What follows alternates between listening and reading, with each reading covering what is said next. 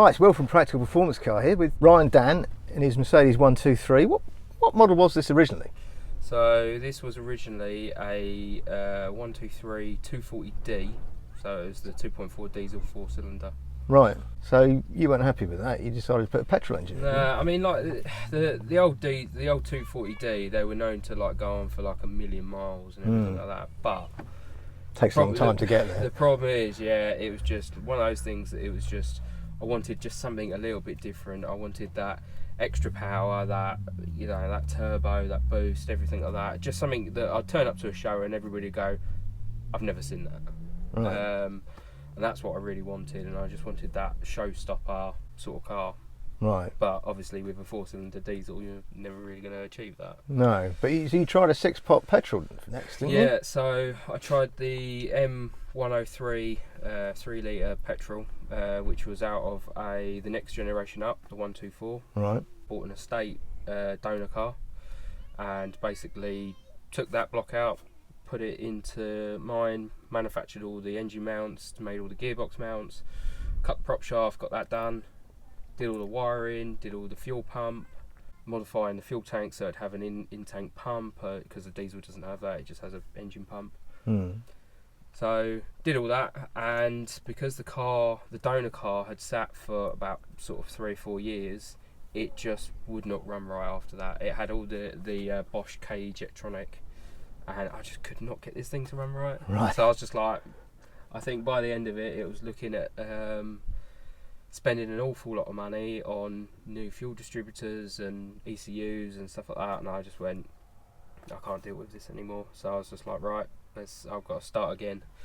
So did my research, found that the OM606 is basically the same engine block as the 6-pot diesel? As a 6-pot petrol? Yeah.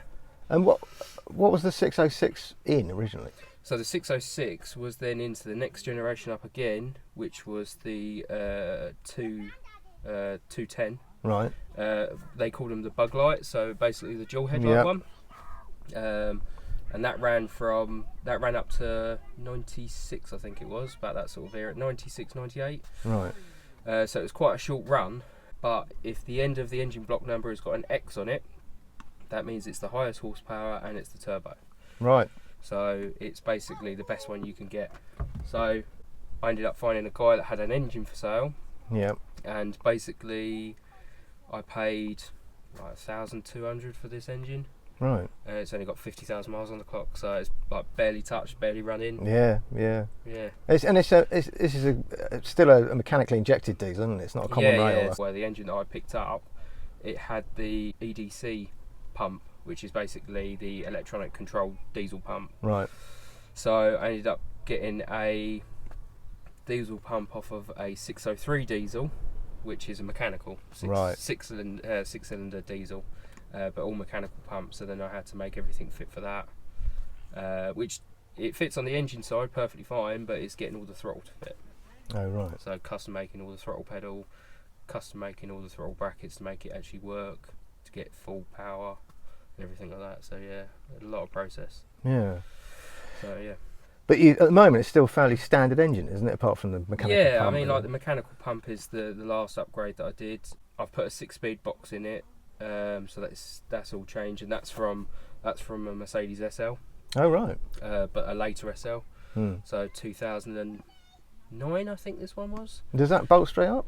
Yeah, so basically the 606 engine block, as long as it's a straight 6 or a 4-cylinder but it's in line, they will fit the same pattern. Right. They sort of standardise their gearboxes, the same as what Ford did with their gearboxes. They sort of standardise it so you can fit a Duratec to, say, like a Pinto or something like that. Yeah. So they would all sort of cross over. Yeah.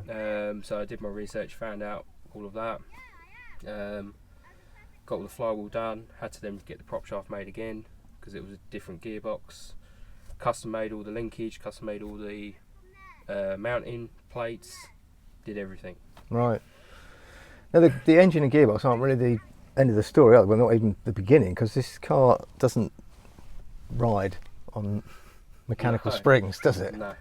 So and I've got a feeling somebody mentioned that you might have made the entire airbag system. Yeah.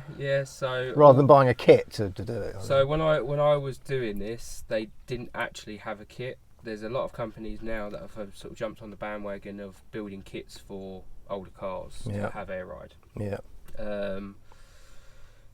Basically, at the time there was nothing, so I was just like, right, I'm going to do it all myself, work it all out and everything like that. So bought bags, calculated everything. So when you say bought bags, what bags did you buy? Are they aftermarket ones or from a particular no, car? so they're just standard airlift. You can either go, I think it was Dunlop or something like that.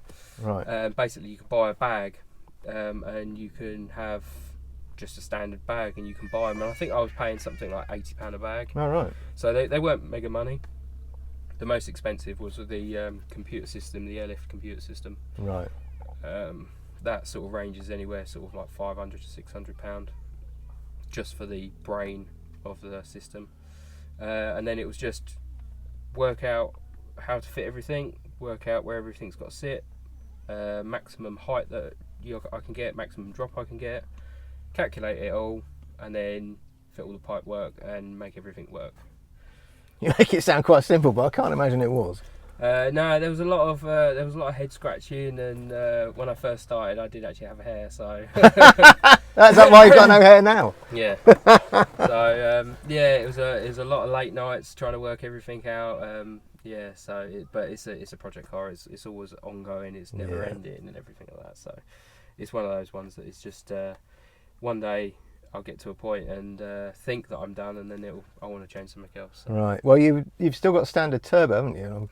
Yeah. So I've got a standard turbo still on it. I've still got this standard 606 turbo, but it's still, really, really reliable and everything like that. So I'm happy with that. So yeah.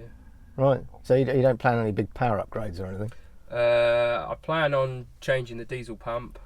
Because at the moment it's only running 120 brake horsepower, but when I get the diesel pump changed for bigger internal diesel injectors, I want to sort of push anywhere between 250 300. Right. And the engine will be happy with that. So. Yeah, they can take big power. But but it's more of the factor of having the finances to get that ball rolling. Okay. Well, in the absence of that, let's go for a drive, I think. Yeah. Very little.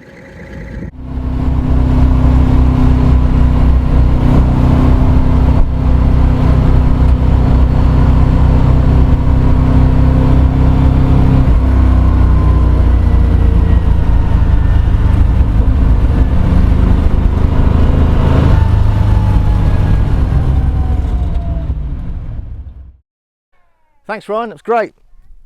That's right. If you could raise it up a bit next time before I try and get out of it, because I nearly fell on my face. But it's a great car. Thanks a lot for bringing it. If you like this video, please like, subscribe and share. And please consider becoming a Patreon supporter of Practical Performance Car. It will enable us to continue doing these videos. It starts from just £2 a month, which is, what can you buy for £2? Not even a cup of coffee. Not even a cup of coffee, Ryan. Thanks very much. See you next time.